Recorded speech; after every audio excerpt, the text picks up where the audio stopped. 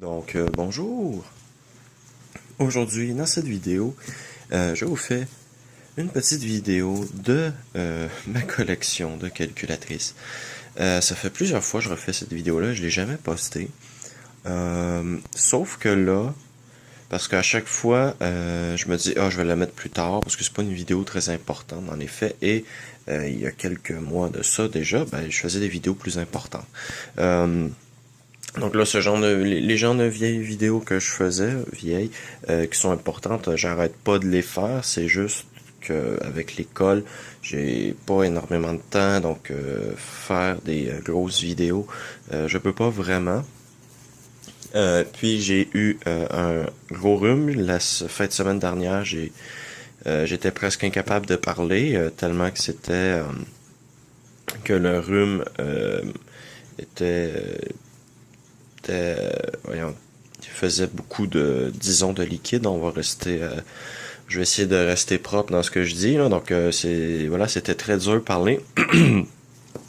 Donc, là, ça va mieux, là, c'est presque parti. Mais bon, voilà. Donc, là, je vais faire cette petite vidéo-là. Je vais vous montrer les calculatrices que j'ai en ce moment.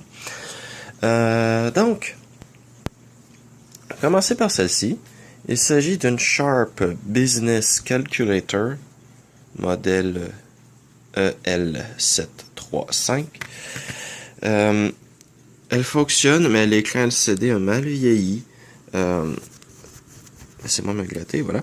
L'écran LCD a très mal vieilli, donc on voit presque rien. J'ai changé la pile dedans, c'est le même problème. Donc vous pouvez voir que c'est une calculatrice des années 80 assez standard. À l'intérieur, on peut mettre des petits... c'est une calculatrice avec de la mémoire. On peut faire on peut écrire des programmes. Non, c'est pas vraiment des programmes, c'est juste... on peut écrire du texte pour le libeller. Et on peut mettre, je crois, des résultats ou une formule dedans qu'on peut réutiliser ensuite dans un calcul en allant chercher le résultat. Cette calculatrice peut aussi faire des tableaux, par exemple, donc dans le mode finance. Donc, on passe au mode stat. Est-ce que...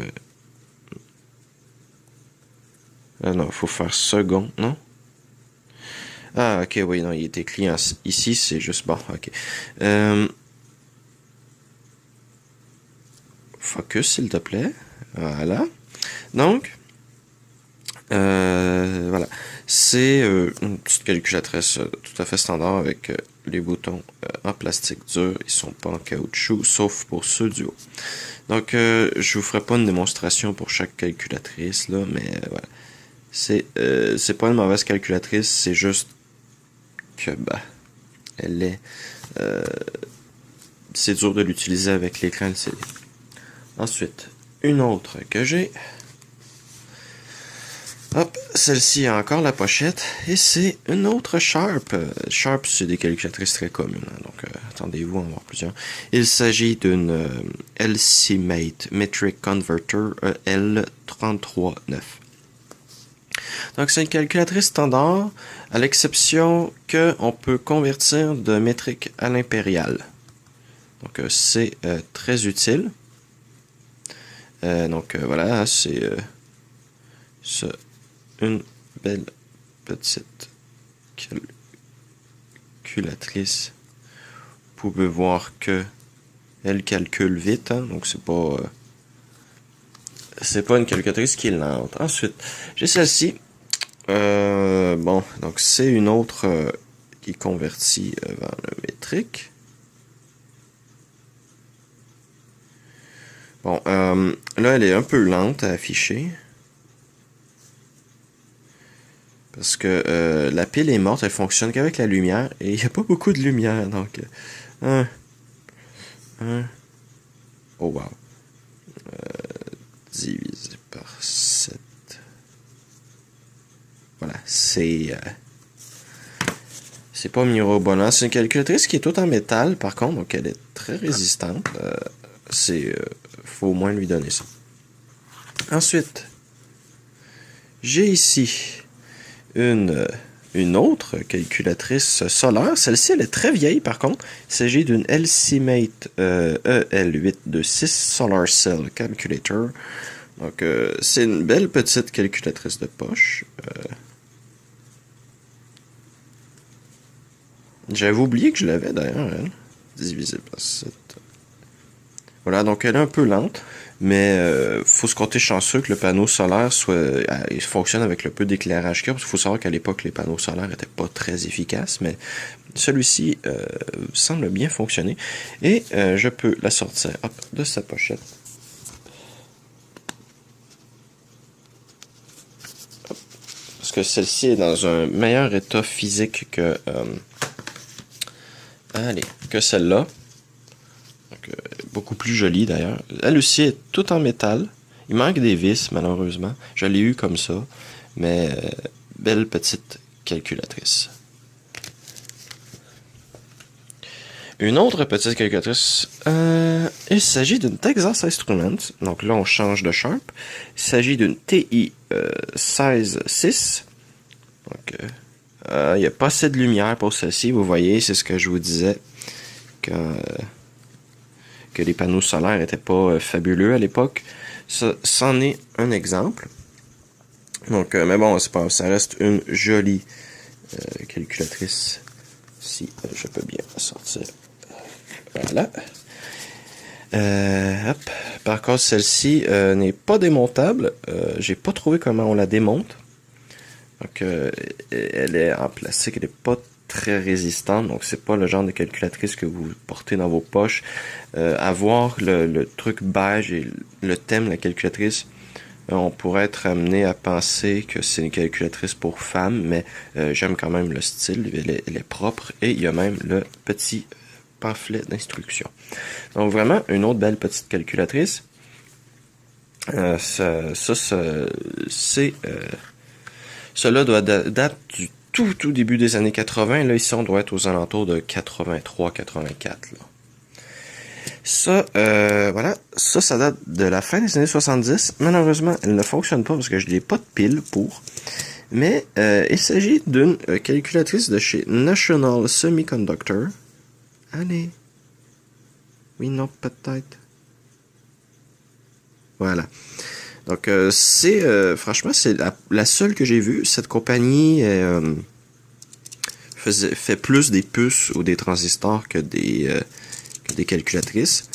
Donc, voilà, elle a été beaucoup utilisée. Par contre, il y a des trucs qui sont effacés. D'ailleurs, comme une autre que j'ai, elle avait un emballage comme celui-ci. Sauf que ces emballages-là vieillissent très mal d'habitude, ils sont beaucoup utilisés. Donc ceux qui me restent sont ceux des calculatrices qui n'ont pas été beaucoup utilisés. Parce que sinon, elle aussi en avait un, elle en avait un, et une autre que j'ai en avait un, mais ils se sont désagrégés au fil du temps. C'est malheureusement pas très solide ça, malgré que c'est joli, mais c'est pas très solide. Et j'en ai une autre ici qui est assez vieille. C'est une Casio. Ça, on est encore une fois au tout début des calculatrices à énergie solaire. Donc là, je vais la mettre à 0 parce que quand elle s'allume, donc des trucs. Celle-ci est pas dans le meilleur état, malheureusement. La pochette est un peu usée et sale. Il faudrait que je la nettoie. Et malheureusement, la peinture ici aussi a commencé à s'enlever avec le temps. Allez, tu t'étais allumé tout à l'heure. Ah, voilà. Donc, 1 plus. Vous pouvez voir si en haut, hop, il y a un petit plus qui est affiché. 1, il y a 2, divisé par 7. Voilà, vous pouvez voir, ça a pris un tout petit peu de temps, mais sans plus. Et elle fonctionne toujours, donc ça veut dire que le ruban qu'il y a ici n'est pas cassé. Ça, c'est bien. C'est pas commun. Ce genre de truc-là non plus. Ça, c'est pour ça que quand je l'ai vu, j'ai sauté dessus, parce que c'est pas un style de calculatrice que vous allez voir souvent, ça. Une autre que j'ai, on retourne dans les années 70. Hop, il s'agit d'une Casio Pocket LC. Donc, c'est une calculatrice 4 opérations plus le pourcentage. Donc, 2. Vous allez voir, celle-ci est un petit peu plus lente. Voilà. Donc, mais elle fonctionne. Je l'ai utilisée. Elle est dans un magnifique état. Regardez-moi ça. Et elle est très peu consommatrice, d'ailleurs, de piles rondes. D'ailleurs, ça, c'est un truc que je reviendrai. Regardez le nombre de watts qu'elle utilise. Ça, je vais vous le montrer plus tard. Je vais vous montrer comment les calculatrices se sont mis à consommer de moins en moins. On va garder ces deux grosses-là pour la fin. Hop, on va passer à une autre. Voilà. Là, on arrive à peu près en 1984. C'est une des premières calculatrices scientifiques de Radio Shack, ça, je crois, d'ailleurs, ou du moins une des premières avec un écran LCD, là. Donc, si je l'ouvre, voilà, on peut voir, c'est une magnifique belle petite calculatrice. Le corps est tout en métal, elle est résistante. Le LCD est vert, mais j'ai regardé. Et comparativement à la Casio, aussi pour le LCD est vraiment vert. Celle-là ici, le LCD est pas vert, c'est juste un plastique vert qu'ils ont mis par-dessus. Je sais pas pourquoi, mais ils se sont dit que c'était une bonne idée. Donc, on va faire un calcul. 1 plus 1 égale 2 divisé par 7. Je fais une division par 7 parce que je remarque en fait que le chiffre 7, c'est genre le chiffre que toutes les calculatrices, même celles qui ont les 4 opérateurs, divisé par 7, c'est le calcul à peu près le plus long qu'on peut demander à une calculatrice. C'est assez étrange de ce que j'ai remarqué. Donc, hop, voilà. Et vu que c'est une calculatrice scientifique, on a les exposants. Si je fais un sinus, voilà, vous pouvez voir ça le pli encore une fois un petit peu de temps. C'est pas la calculatrice la plus rapide du monde, mais comprenez que votre calculatrice prenne 1 milliseconde ou 2 secondes à calculer le sinus. C'est plus rapide que ce que vous pouvez faire à la main. Même 2 secondes, ça reste infiniment plus rapide. Ensuite, là, je vais tomber dans des calculatrices plus modernes. J'ai une Sharp. Plein de poussière, voilà. Une Sharp Right View. Ça a été ma calculatrice principale pendant très longtemps. C'est ma mère qui l'avait acheté pour l'école. Et c'est une magnifique calculatrice. On a 4 boutons programmables. Bon, là, ils sont déprogrammés parce que la calculatrice a perdu la mémoire. Mais on a plein d'autres options. On peut stocker des trucs dans des variables. Ça, j'adorais m'amuser avec ça. On a même un mode random. Donc, on peut faire des lancers de dés. Donc, regardez-moi ça. On a même un menu. Donc, 0. Random. Et ça me met... Bon, cette calculatrice-là, malheureusement, a un petit défaut. C'est qu'elle convertit automatiquement en nombre à fraction. Donc là, si je remonte, j'appuie sur Change. Ben voilà, 0,376. Par exemple, si je fais 1 divisé par 7, ben, elle m'affiche 1 sur 7. Ah ben merci, je savais pas. Voilà. Puis le Right View, c'est la technologie qui permet de faire en sorte que on puisse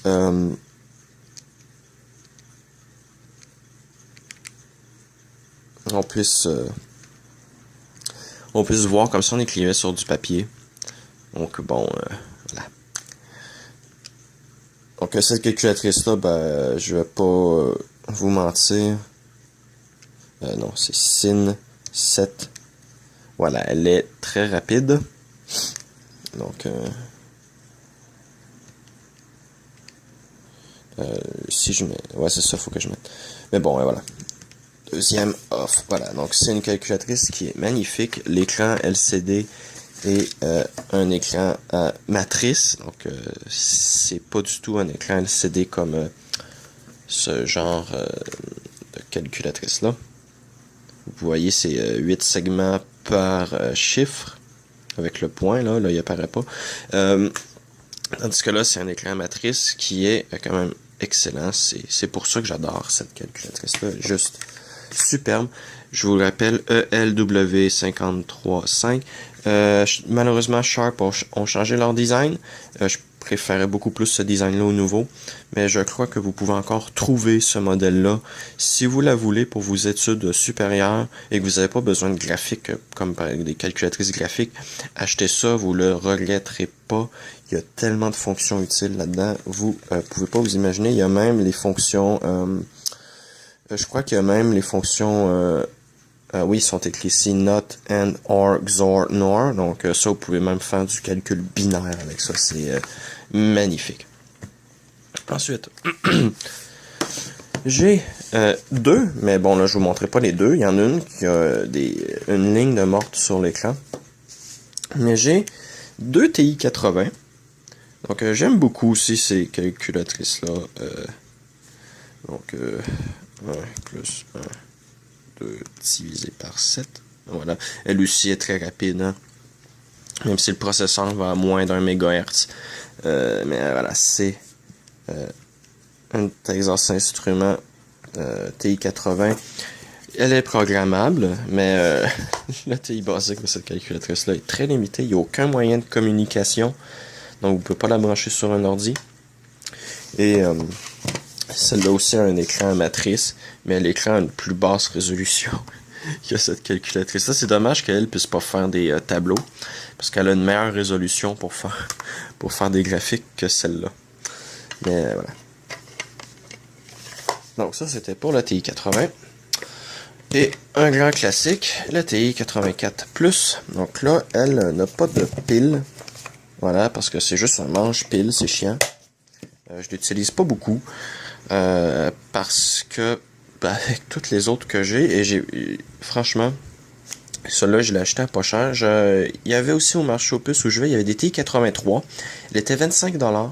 Si ça avait été 10$, j'en aurais pris une, mais 25$, non, j'ai pas beaucoup d'argent, donc je vais pas mettre 25$ sur ça. Mais voilà, là, si je peux essayer de trouver une TI-83 à pas cher. Mais celle-là, je l'utilise pas beaucoup parce que elle prend beaucoup de piles. J'ai pas de piles vraiment rechargeables. J'en ai, mais je sais plus où elles sont. Et c'est chiant, donc bon, j'ai pas d'utilité. Quand je veux faire du TI basique, j'utilise la TI 80. Je trouve ça juste plus intéressant parce que je suis plus intéressé à faire quelque chose avec une calculatrice qui est ultra limitée qu'avec une calculatrice qui ne l'est pas. D'ailleurs, celle-là, le microprogramme n'a pas été mis à jour, donc la calculatrice affiche encore de l'ancienne façon.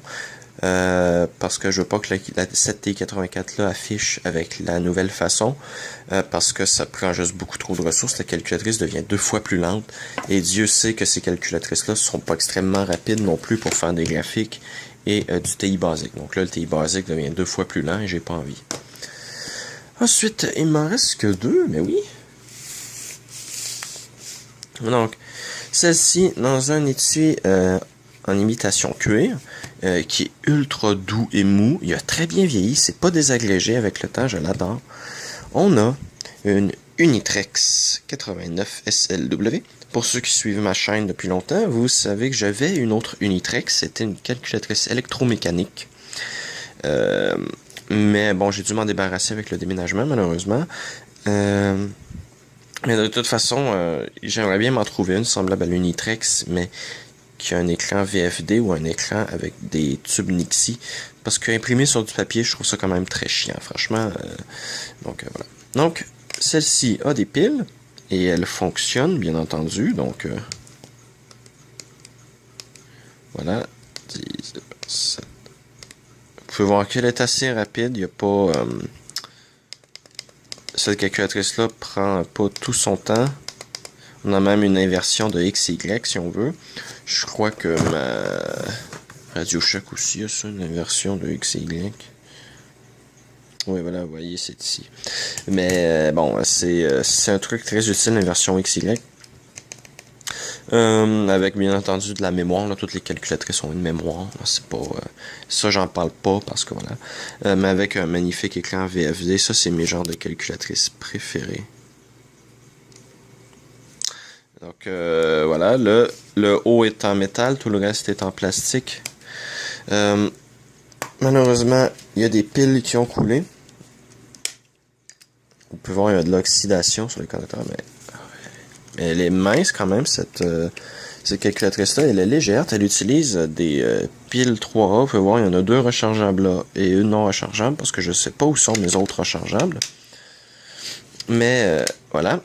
Magnifique petite calculatrice. Elle reste assez mince et légère. C'est pas ça le problème. Sauf que vous pouvez voir que l'oxydation a rendu le plastique moins clair. Elle l'a un peu usé ici. Il y a des... Pardon. Il y a le fil à coudre, voilà, qui a commencé à se défaire un peu. La calculatrice est maintenue par un bouton pression. J'ai avec le manuel, hein, voilà. D'ailleurs, je l'ai pas avec moi, mais j'ai aussi le manuel pour cette calculatrice-là. Il est complet. Donc, voilà, en français et en anglais. Ce manuel-là doit être ultra rare. Voilà. Donc, on a un petit aperçu de l'utilisation de la calculatrice. Et il vient se mettre ici. Voilà. Ça, il y a une petit trou ici. C'est pour mettre un petit support avec du papier dedans. Et le papier, il est collé, donc on peut l'enlever. C'est le genre de truc que les gens utilisaient pour inscrire leur liste de courses ou voilà, d'autres trucs. Ah, et aussi, elle a une prise pour la brancher au mur. Je crois d'ailleurs qu'elle peut recharger, qu'elle laisse les piles se recharger. Voilà. Et ma dernière acquisition, ça c'est la calculatrice que je suis le plus fier d'avoir maintenant. Parce que bon, celle-ci date des années 70. Voilà. Elle date de la même année, je crois, que celle-ci. Où elle est 1 an plus vieux. Plus vieille, pardon, c'est une calculatrice. Mais, hop, j'ai allez, 100. Voilà. Pour la modique somme de 4$ sans les taxes, j'ai trouvé une Brodeur 512 SR. Magnifique calculatrice avec le manuel d'instruction.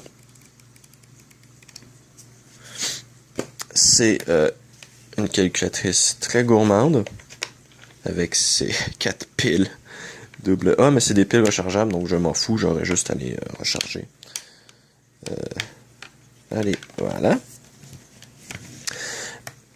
Un écran VFD, encore une fois, magnifique. Et c'est une calculatrice scientifique. Allez, fais le focus, s'il te plaît. Non, mieux que ça. Voilà.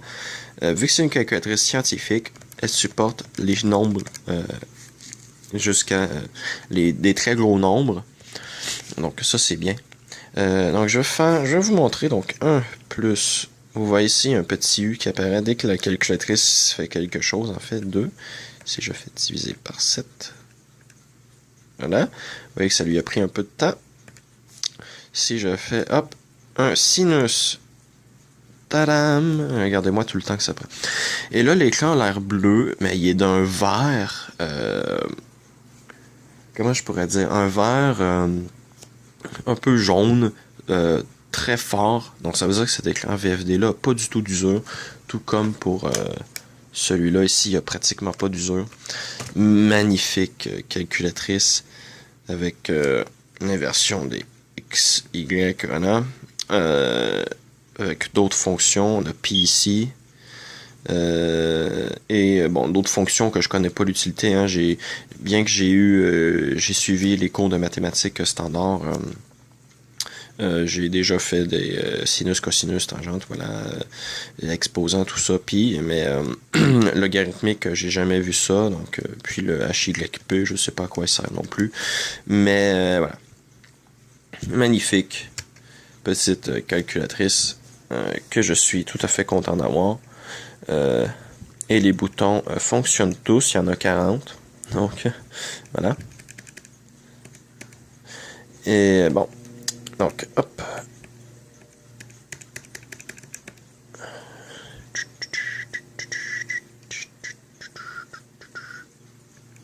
Voilà. C'est une magnifique calculatrice.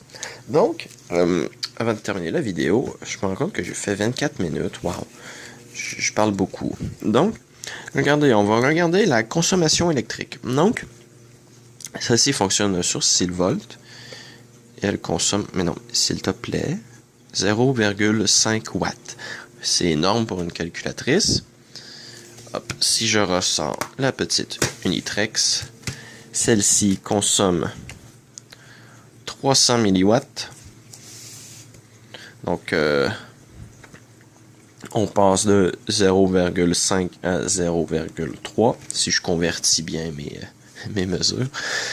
Ensuite, ça, pour une des plus récentes, hop, ce qui est inscrit sur la Casio, vous pouvez voir ici, hop, celle-ci consomme,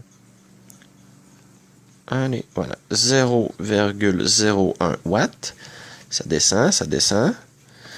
Celle-ci consomme 0,25 milliwatts. Donc, j'ai dit watts pour cela, non, c'est milli. Oui, c'est 0,01 watts. Donc, c'est. Voilà. Elle consomme 0,25 milliwatts, c'est encore moins. Non, c'est plus, pardon. Non, c'est... oui, non, c'est moins. Si c'est 0,25 milliwatts, ça ferait 0,0025 watts, je crois. Quelque chose du genre. J'y vais par approximation. Hein, je fais pas des gros calculs mathématiques. J'ai pas envie que la vidéo dure 5 heures. Celle-ci, c'est pas inscrit. Sur elle, 0,001 watts. Donc, on a baissé d'un zéro encore. C'est pas écrit sur celle-ci. Il n'est pas écrit sur celle-là non plus. Est-ce qu'il est inscrit sur elle? Non. La TI-80. Est-ce qu'il est inscrit? Non, il est juste écrit combien de piles elle consomme. Et toi, est-ce que c'est inscrit? Non plus, c'est...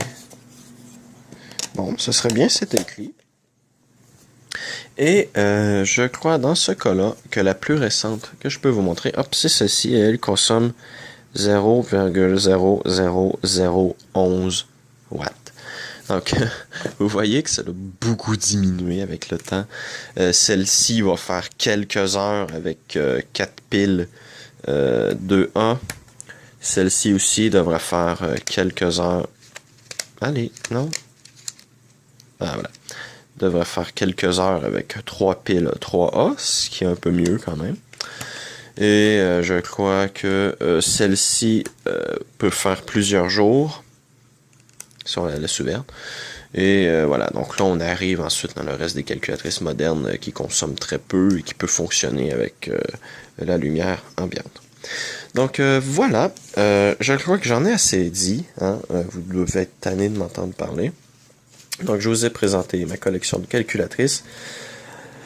À savoir que si j'utilisais celle-ci à l'école, parce que les calculs mathématiques que je fais à l'école n'étant pas dans un domaine de mathématiques, je fais très peu de calculs, hein, donc le seul cours où je fais vraiment des calculs, c'est le cours d'économie. Donc voilà, c'est surtout des pourcentages, des soustractions, des additions, des soustractions. Donc voilà, ce genre de calculatrice-là fait amplement le travail. Et mais j'avais commencé à porter celle-ci à l'école juste parce qu'elle est trop stylée et que c'est la vie. Donc, merci d'avoir écouté cette vidéo et à la prochaine.